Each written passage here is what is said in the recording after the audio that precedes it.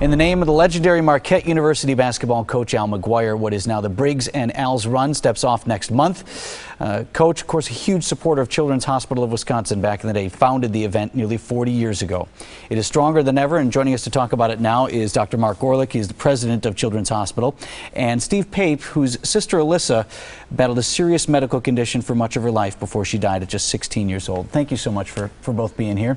Steve, I guess let's start with you. I mean, had it not been for Children's Hospital, I bet you would have had fewer than 16 years with your sister. Absolutely.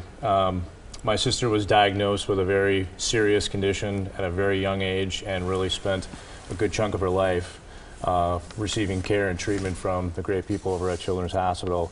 And again, if not for them, we never would have been fortunate enough to experience 16 years with her.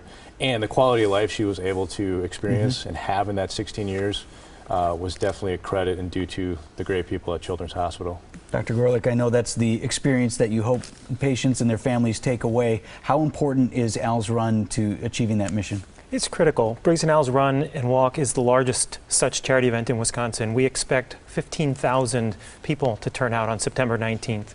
And it's partly about raising the funds, and it's partly about celebrating the life of the kids we've been able to help. But $16 million has been raised since it started, and that $16 million is critical to our ability to deliver on our commitment to the community, to be able to take care of all the kids in the community and all the kids in the state, regardless of their ability to pay, and to work toward our vision of the kids in Wisconsin being the healthiest in the country. So these kind of funds go not only to the daily operation of what you do in providing regular services, do they go into research and other things that are so important to Children's? Wherever the greatest need is. So our, the clinical care, obviously, especially for people who otherwise can't afford to pay, the research, the education, so we can keep bringing new treatments and advancing that knowledge and training the next generation of doctors and nurses.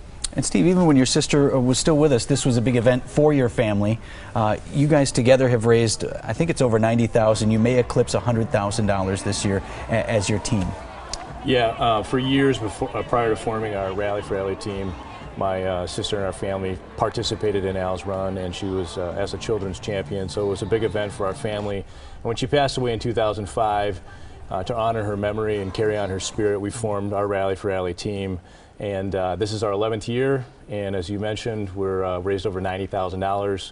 Team has traditionally been 120 to 140 members, and again this year our goal is to surpass $100,000 raised. Well, thank you both, for Steve, especially for you sharing your story, and Doctor, we hope it's very successful for you and everyone at Children's once again. Thank you. And let's see if we can get some more support for you. For more information on how you can sign up for Briggs and Al's Run or to support one of the teams already taking part, we set up a link on our website, TMJ4.com. Another